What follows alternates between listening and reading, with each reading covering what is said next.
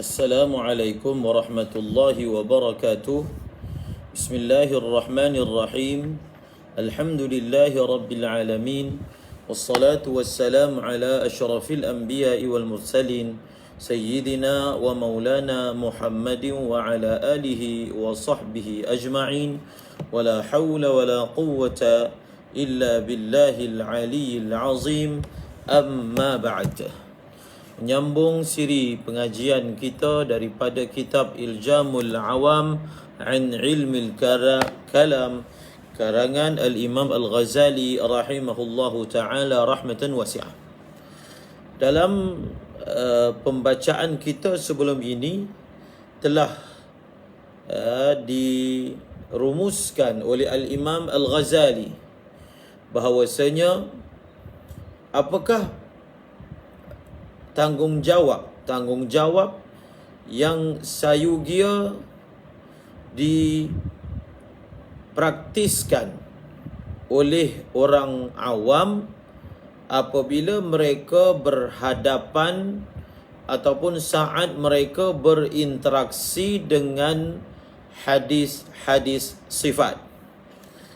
Lalu telah dirumuskan dan disenaraikan 7 perkara ataupun 7 tanggungjawab. Yang pertama, at-taqdis. Yang kedua, at-tasdiq. Yang ketiga, al-i'tirafu bil-ajzi. Yang keempat, as-sukut. Yang kelima, al-imsak. Yang keenam, al-kaf. Dan yang ketujuh, at-taslimu li ahlihi.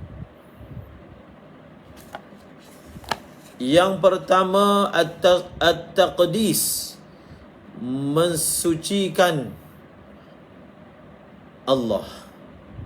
At-tasdiq, beriman. Al-i'tirafu bil-ajzi, pengakuan atas kelemahan. As-sukut, diam daripada bertanyakan maknanya. Al-imsak, tidak mengolah lafaz. Al-kaf, menahan diri daripada bergelumang dan memikirkannya. Dan yang ketujuh, at-taslimu li ahlihi, bahawasanya dia menyerahkan urusannya itu kepada ahlinya. Sekarang ini masuklah kita pada penjelasan secara mendetail satu persatu daripada 7 tanggungjawab yang telah disebutkan tadi secara ringkas. Yang pertama, at-taqdis. Muka surat 51, al-wazifatul ula at-taqdis. Apa maksud at-taqdis? Bagaimana kita mempraktiskan at-taqdis, tanggungjawab at-taqdis apabila berhadapan dengan ayat-ayat seperti itu? Kata Al-Imam Al-Ghazali rahimahullahu ta'ala rahmatan wasi'ah, wa ma'nahu annahu sami'a al-yada wal isba'a fi qawlihi sallallahu alaihi wasallam, inna allaha khammara tinata adama biyadihi 40 sabahan wa inna qalbal mu'min baina isba'aini min asabi'ir rahman fayanbaghi an ya'lama anna al-yada tutlaqu li ma'nayaini.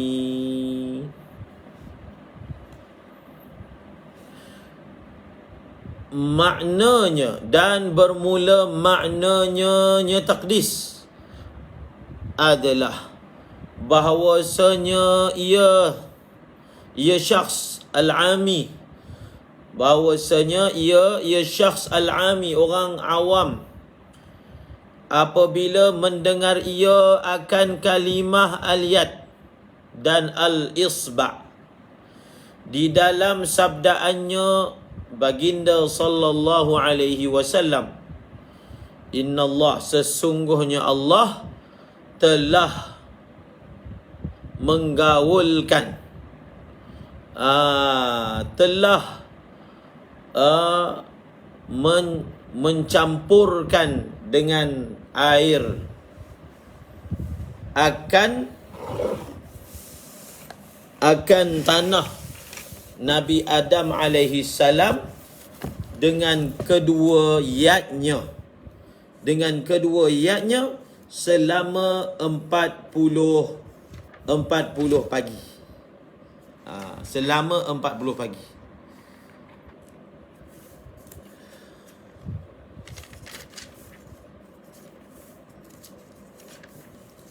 Kalau kita lihat dalam kamus, apa maksud khammarah?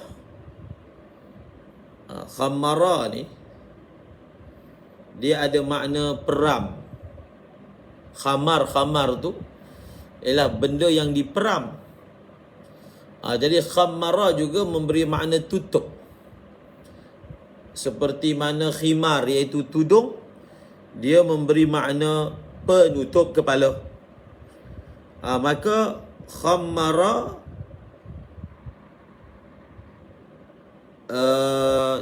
di sini boleh kita maknakan dengan makna tanah Nabi Adam itu yang sudah bercampur dengan air itu telah ditutup selama 40 hari. Selama 40 hari. Lebih kurang begitu maknanya. Tapi yang pentingnya di sini adalah perkataan biyadihi. Kemudian ada hadis yang lain yang berbunyi, sesungguhnya hati seorang mukmin di antara dua jemari, dua isba', kita tak terjemahkan, dua isba' daripada asabi' ar-Rahman.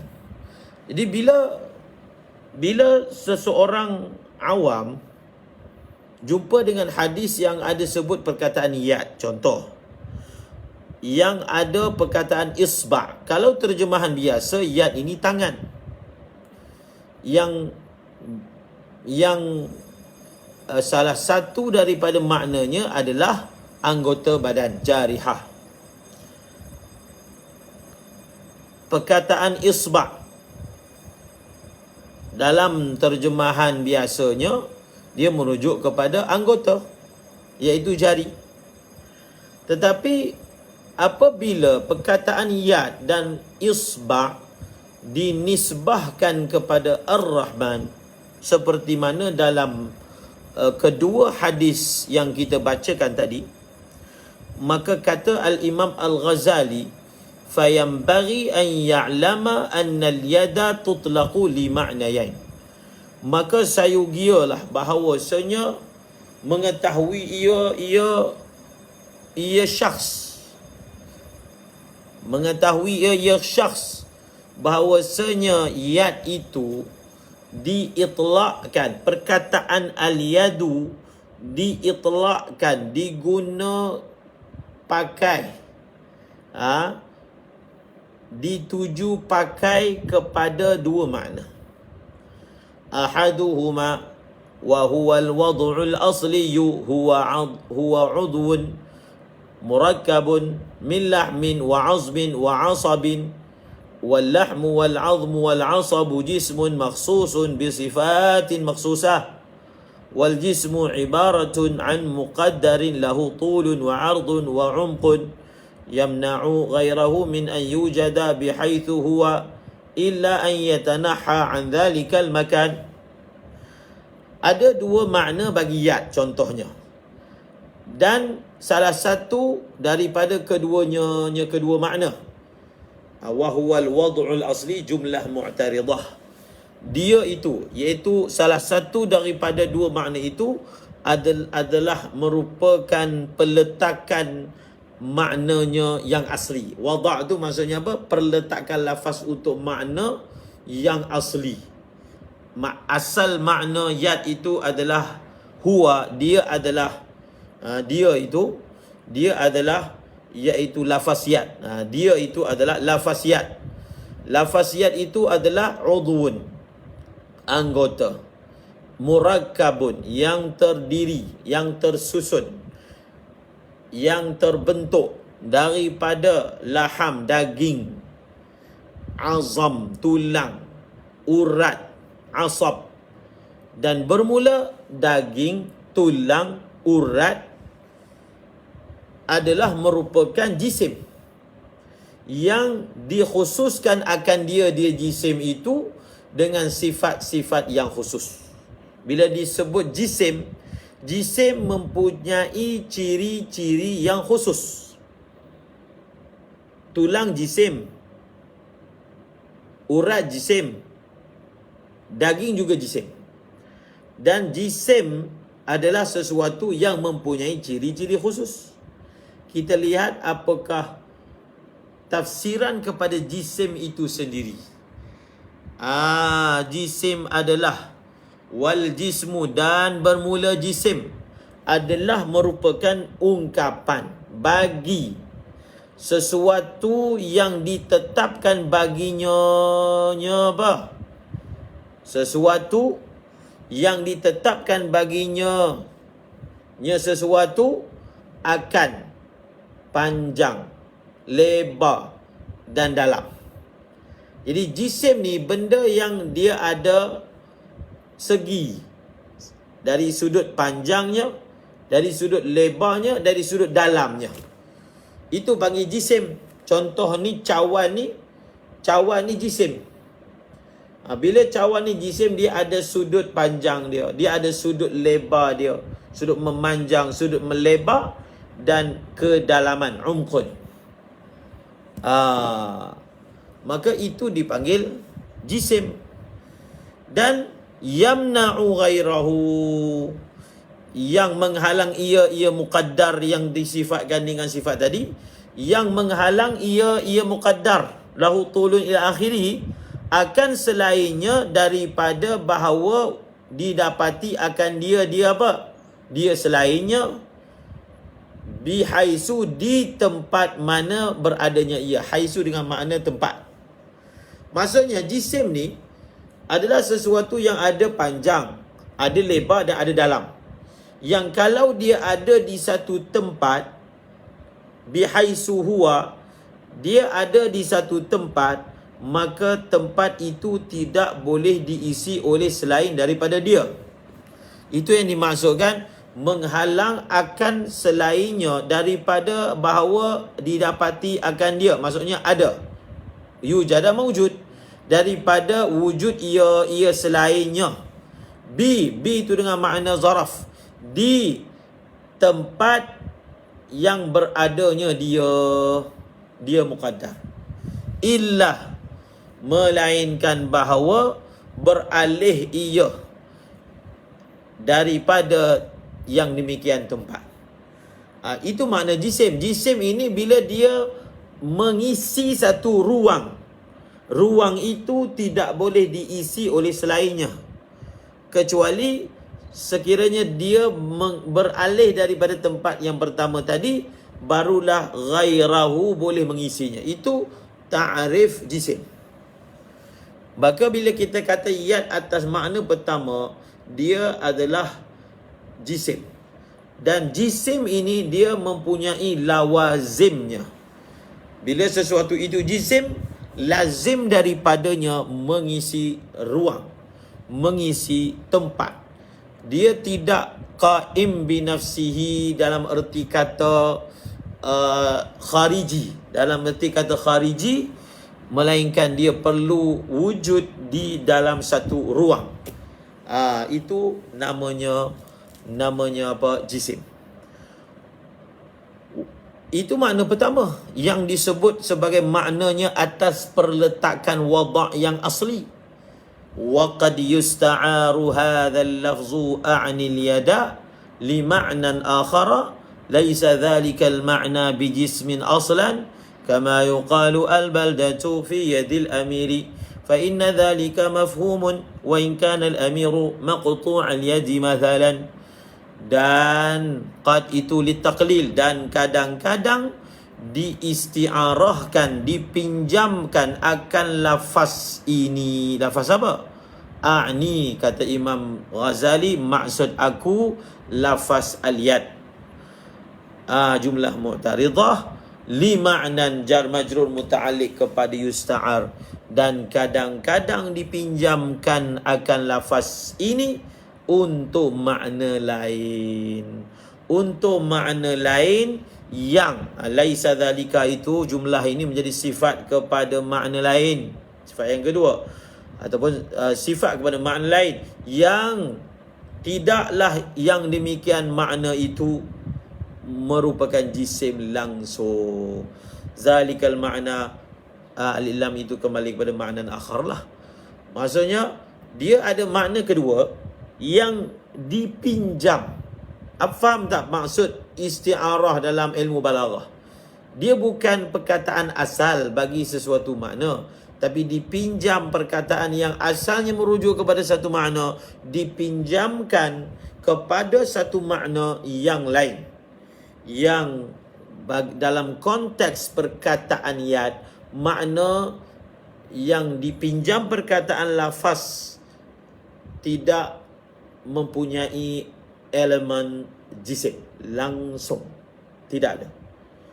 Seperti dikatakan, contoh, kita guna ayat al-baldatu fi yadil amir, bermula bandar itu fi, di dalam yad, tangan amir. Maka fa inna dzalika mafhumun, maka sesungguhnya yang demikian itu makna dapat difahami walaupun amir itu adalah orang yang terpotong tangannya, contohnya. Maksudnya, contohlah kita guna ayat ni, bahawasanya al-baldatu fi yadil amir, perkataan ini akan jadi betul walaupun amir itu tak ada tangan dia kena potong, contoh. Jadi maksudnya bila orang sebut bandar itu di dalam tangan amir, bukan dia maksudkan amir itu ada tangan. Dia hanya merujuk kepada sesuatu yang disimbolkan daripada tangan, iaitu mempunyai kekuasaan. Dalam kekuasaan dia, ayat itu akan jadi betul walaupun amir itu tak ada tangan.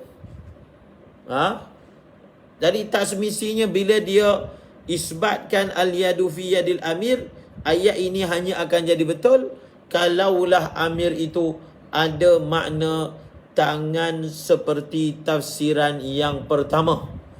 Ini kita fahamkan dalam konteks penggunaan biasa. Maka kata al-Imam Al-Ghazali, fa'alal 'ammi wa ghairi 'ammi an yatahaqqaqa qat'an wa yaqinan anna ar-rasul sallallahu alaihi wasallam lam yurid bidzalika al-lafz jisman huwa 'udhun murakkabun min lahmin wa damin wa 'azmin, wa anna dhalika 'ala Allah ta'ala muhal wa huwa 'anhu muqaddasun. فإن خطر بباله أن الله تعالى جسم مركب من أعضاء فهو عابد صنم، فإن كل جسم مخلوق وعبادة المخلوق كفر وعبادة الصنم إنما كانت كفرا لأنه مخلوق وإنما كان مخلوقا لأنه جسم، فمن عبد جسما فهو كافر بإجماع الأمة السلف منهم والخلف. Maka kata Al-Imam Al-Ghazali, maka wajib atas orang awam dan selain dari orang awam, wajib apa? Bahawa bertahqiq ia secara pasti dan secara yakin atas orang awam ataupun bukan awam, atas orang bukan alim ataupun orang alim, dia hendaklah meyakini beriktikad secara pasti dan yakin bahawasanya Rasulullah sallallahu alaihi wasallam. Ini mana takdis ni. Bila jumpa ayat sifat, walaupun kita tak tahu maknanya, tetapi tapak akidah yang kita kena pasakkan dalam diri kita yang merupakan paling asas. Dia kena beriktikad bahawasanya Rasulullah bila melafazkan perkataan yad tidak bermaksud baginda dengan yang demikian lafaz itu akan jisim. Baginda tidak bermaksud dia adalah jisim. Yang jisim itu adalah anggota yang tersusun daripada daging dan darah dan tulang. Dan darah dan tulang. Dan bahawasanya ini ataf kepada anna rasul. Hendaklah beriktikad ia. Pertama, bila dia jumpa ayat macam tu, dia perlu iktikad secara jazam. Rasul tidak memaksudkan dengan lafaz itu makna jisim. Yang tafsirannya telah disebutkan sebelum ini. Itu yang pertama. Yang kedua, dia perlu bertahakkuk secara qat'i dan yakin bahawasanya yang demikian itu, yang demikian jisim atas Allah Ta'ala adalah mustahil. Adalah mustahil atas Allah. Dan dia Allah anhu an zalikal ma'na, iaitu jisim. Dan dia Allah daripada yang demikian makna, iaitu jisim. Dan dia Allah daripada jisim, suci ia. Disucikan akan dia daripada kejisiman jismiyah. Maka sekiranya terlintas di fikirannya seseorang, apa ni? Ni boleh kita kembalikan. Sekiranya terlintas di fikirannya man dzukira minal ami wa ghairil ami. Itu bibalihi, kembali kepada apa? Man dzukira minal ami wa ghairihi. Sekiranya terlintas di benaknya, di fikirannya oleh fa'il kepada khatara. Sekiranya terlintas di fikirannya man dzukira bahawasanya Allah Ta'ala jisim yang tersusun daripada beberapa anggota, fahuwa, maka jawab kepada in. Maka dia orang yang mana terlintas di benaknya Allah ini berjisim, maka sesungguhnya dia penyembah berhala. Sebab apa kamu mengata begitu? Sebab apa Tuan Imam kata begitu? Fa li ta'lil. Kerana. Kenapa kenyataan seperti itu? Fa li ta'lil. Kerana sesungguhnya setiap jisim adalah makhluk. Cuba tengok dia punya syakal apa yang digunakan untuk menatijahkan. Siapa yang mengimagine bahawasanya Tuhan itu berjisim, maka sebenarnya dia menyembah berhala. Begini susunan mukaddimah bagi hujjahnya. Pertama, kerana sesungguhnya jisim ini makhluk. Okey, jisim adalah makhluk. Yang kedua, menyembah makhluk adalah kekufuran. Menyembah makhluk adalah kekufuran. Dan menyembah berhala hanya saja adalah ia menyembah berhala itu kekufuran, kerana sesungguhnya dia apa tu? Sanam itu adalah makhluk. Jadi kenapa pula sanam itu dikatakan makhluk? Hanya saja adalah ia sanam itu makhluk kerana dia sanam itu adalah merupakan jisim. Nampak? Menyembah makhluk adalah dilarang. Sanam adalah makhluk. Kenapa sanam dipanggil makhluk? Kerana dia ada jisim. maka siapa yang menyembah jisim, dia menyembah sonam. Siapa yang menyembah sonam, dia menyembah makhluk. Siapa yang menyembah makhluk, maka menyembah makhluk adalah kekufuran. Maka siapa yang menyembah makhluk, maka dia telah tergelincir ke dalam lembah kekufuran. Maka barang siapa menyembah ia akan jisim, maka dia tu al-abid jisman, orang yang menyembah jisim kafir menurut ijma' ummah. Yang as-salafi ini dia adalah badal yang mendahului daripada kalangan mereka umat, dan yang datang kemudian khalaf. Sawa'un kana dhalikal jismu kathifan kal jabali as-summi silab aw latifan kal hawa'i wal ma', wa sawa'un kana musliman kal ardi aw mushriqan kasyamsi wal qamari wal kawakibi aw mushiffan la lawna lahu kal hawa' aw 'aziman kal 'arsy wal kursi aw saghiran kal dharrati aw jamadan kal hijarati aw hayawanan kal insani fal jismu sanamun wa bi an yuqaddara husnuhu wa jamaluhu aw 'idhamuhu aw safa'uhu aw salabatuhu aw wa naqa'uhu la yakhruju an kaunihi jisman.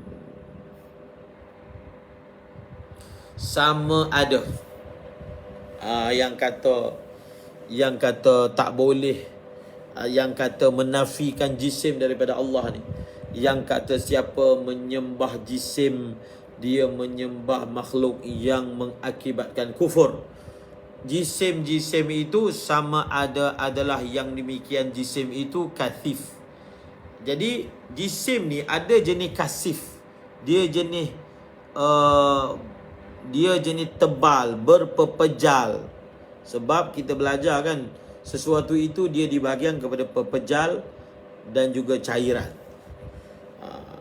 Jadi sama ada jisim itu dia jenis kasif, dia jenis tebal, seperti apa? Seperti gunung yang keras, yang kukuh. Ataupun dia jenis halus. Jisim ni ada jenis jisim halus, tak sampai tak nampak. Seperti udara. Jisim yang halus juga seperti air. Dan sama ada adalah ia jisim itu jenis gelap, seperti bumi. Bumi ni asalnya gelap, dia hanya mendapat cahaya daripada matahari, ataupun bercahaya, seperti matahari dan bulan dan bintang-bintang. Ataupun dia adalah merupakan jisim yang transparent, yang musyif. Dia adalah jisim yang transparent, yang tidak ada warna padanya, seperti udara. Seperti apa? Seperti udara. Udara ni benda yang tidak ada warna baginya. Dia jenis transparent. Ataupun yang besar seperti arash dan kursi. Ataupun yang kecil seperti mana zarrah. Zarrah ni ada juga terjemahan sebagai atom, ada juga yang diterjemahkan sebagai apa? Sebagai semut yang kecil. Ataupun jisim itu adalah jenis jamad. Jamad ni adalah sesuatu yang tiada nyawa, seperti batu. Ataupun haiwan, organisma yang bernyawa, seperti insan.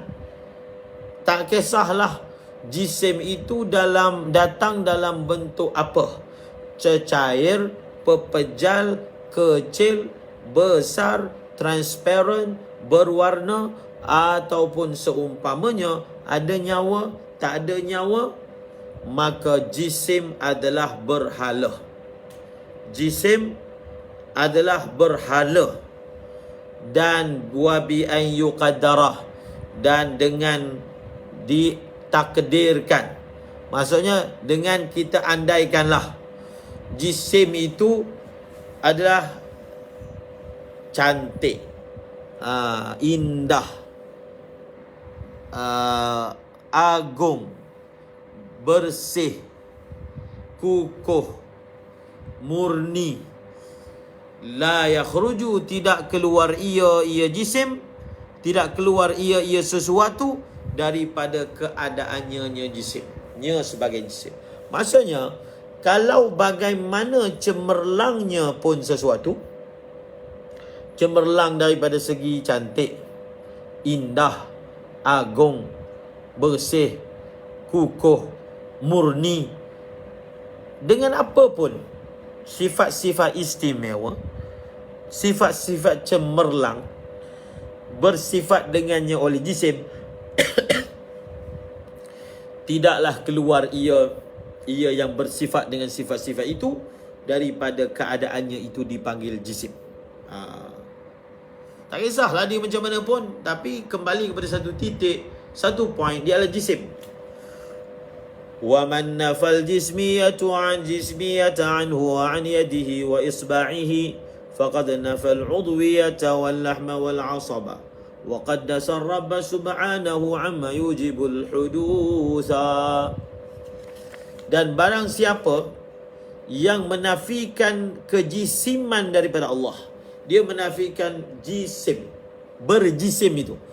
Dan barang siapa yang menafikan berjisim daripadanya Allah dan daripada apa? Daripada yadnya, daripada isbi'nya. Maksudnya yad yang dinisbahkan kepada Allah, kita menafikan jisimnya. Isba' yang dinisbahkan kepada Allah, kita menafikan jisimnya. Maka sesungguhnya telah menafi ia akan anggota. Sebab bila kita nafikan jisim, kita kata Allah bukan jisim, maka automatik kita kena kata Allah itu bukan sesuatu yang beranggota, bukan sesuatu yang berdaging, bukan sesuatu yang berurat. Dan sesiapa yang berbuat demikian itu, maka dan telah mensuci ia akan Rabb Subhanahu Maha Suci ia daripada barang yang menyebabkan ia akan baharu. Maksudnya, bila kita menafikan secara mutlak bersifat dengan jisim daripada zat Allah, kita telah menafikan secara tidak langsung bahawasanya ada yang disebut sebagai anggota. Bila nafikan anggota, kita nafikan laging, kita nafikan urat, kita menafikan tulang. Dia samalah juga bila kita isbatkan anggota, lazim daripada mengisbatkan anggota, mengisbatkan jisim. Nampak? Sedangkan kita mesti menafikan jisim. Jadi lazim tu, siapa yang mengisbatkan anggota, dia lazim daripadanya dia telah mengisbatkan jisim. Siapa yang mengisbatkan jisim, maka dia menyamakan Allah dengan makhluknya. Yang bersifat dengan berjisim ini hanya makhluk. Maka seolah-olahnya apabila dia beriktikad jisim, dia bukan menyembah Allah, tetapi dia menyembah jisim yang ditasawurkan, diimajinkan dalam otaknya.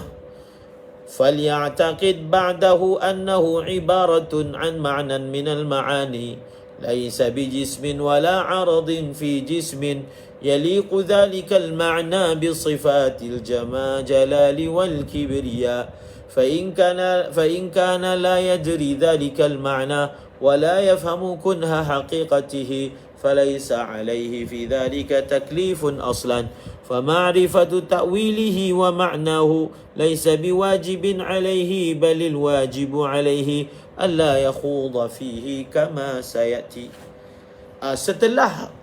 Setelah itu, maksudnya setelah kita kena menafikan jisim kepada Allah, maka mungkin ada yang bertanya, jadi apa yang sepatutnya saya niatkan kepada lafaz yad dan isma' yang saya jumpa dalam bacaan hadis-hadis tersebut? Ini panduannya. Maka hendaklah beriktikad ia manzukira. Selepasnya Selepasnya, selepas menafikan jisim, boleh kita kembalikan hu tu kembali kepada menafikan jisim.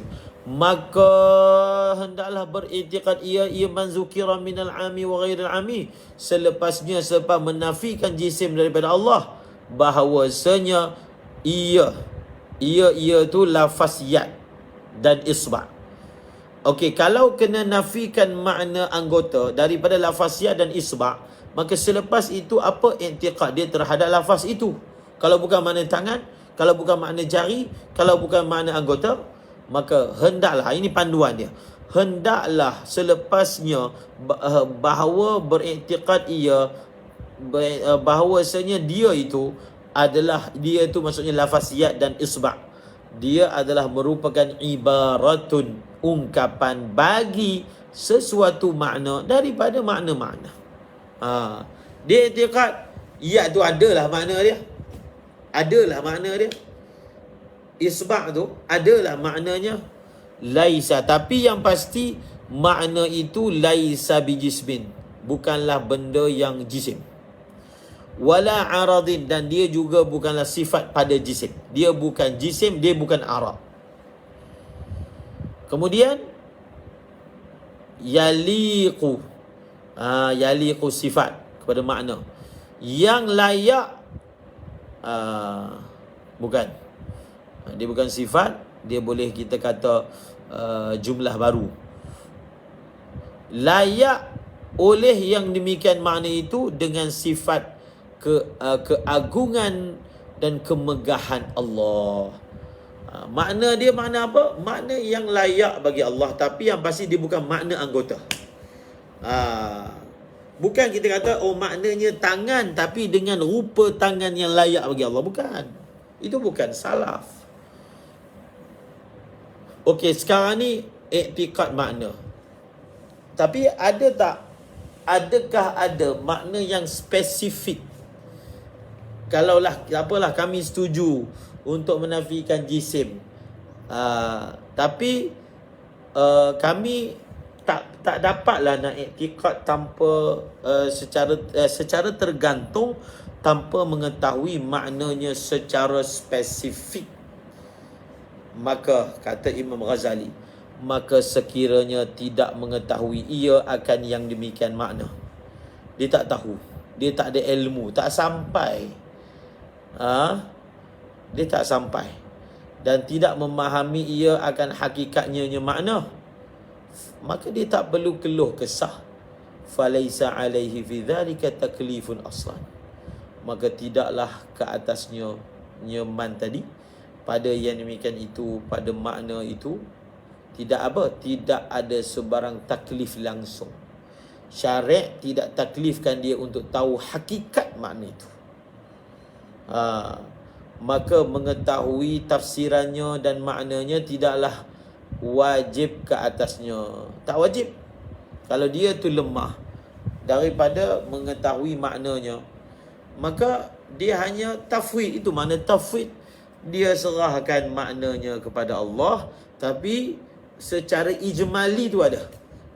I'tiqad secara ijmali ada. Memanglah kita tak tahu makna, tapi bukanlah maknanya ayat tu jadi sia-sia, bukan. Paling kurang kita beriktikad secara ijmali, makna ini adalah menunjukkan kebesaran Allah. Itu maksud ayat ni. Maka wajib ke atasnya, bahkan bukan sekadar tidak menjadi tanggungjawab atas dia, bahkan wajib atasnya oleh bahawa tidak campur tangan ia, tidak masuk ia, tidak gelumang ia padanya, seperti mana akan datang perbahasan yang dia perlu diam daripada membahaskannya. InsyaAllah kita akan sambung lagi, tapi dengan ulangan hujah yang lebih kurang sama. Bila kita jumpa ayat yang ada makna surah, kita jumpa ayat yang menisbahkan nuzul kepada Allah, kita jumpa ayat yang menisbahkan fauq, di atas, kepada Allah. Menarik ni, Masya Allah. Jadi apa sayugia kita lakukan saat berinteraksi dengannya, maka insya Allah pada masa-masa yang akan datang yang dikehendaki oleh Allah. Kita akan membaca lagi daripada kitab ini. Wallahu a'lamu bis-shawab. Wa ilaihil marji'u wal ma'ab. Subhanallahi wa bihamdihi. Subhanakallahumma wa bihamdika. Ashhadu an la ilaha illa anta astaghfiruka wa atubu ilaik.